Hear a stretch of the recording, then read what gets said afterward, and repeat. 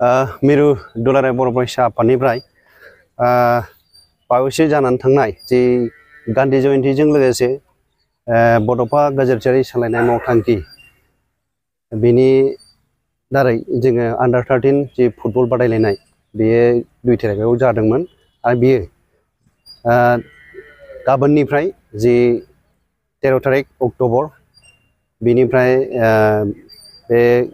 Musalpur higher secondary फिल्डआवनो जाफिनगोन बियो दा बेहाय जोंनिया दुलाराय बर' फरायसा आफादनिफ्राय जोङो बड'फानि जि सिमां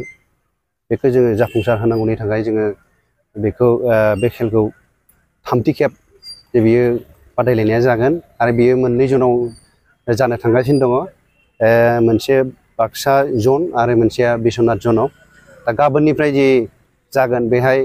अल आसामनिफ्राय 18टा जि जिल्लाफोर दङ बेयो बाहागो लागोन आरो लोगोसे फार्स्ट देग्लाय बोसोरनिफ्राय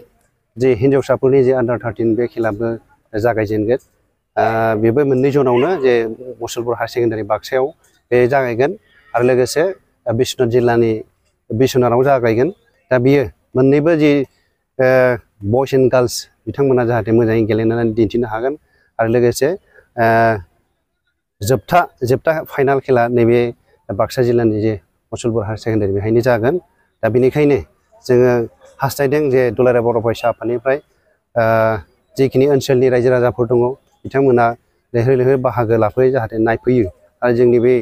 खेलजों लोगोसे जोंनि बे आबहावाया जाहाथे मोजाङै आबुं जानो हायो आरो लोगोसे रायजो राजाफोरा मोजाङै जे परिबेसा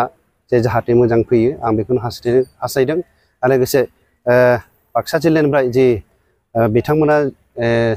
फिल्डखौ जिबादि मेहेरगोनाङै बानायगासिनो दं आरो लोगोसे अखा हाबाय थानायनि थाखाय जे बिथांमोना फिल्डखौ जिबादि खालामदों बियो मोजाङै जादों आरो माने अखाफोर हायोबासो दिगदारा बे जागोन दा ओंखायनो गाबोननि जि जानो गोनां जे आन्डार 13 फुटबल बियो गाबोननिफ्राय जाफिनगोन दा जोङो दुलाराय बर' फरायसा आफादनिफ्राय गासिबो जे जिल्लाफोरखौ खावलायदों जाहाथे जे जायफोर 18टा टीमा पार्टिसिपेट खालामगोन बिथांमोना बाहागो लागोन।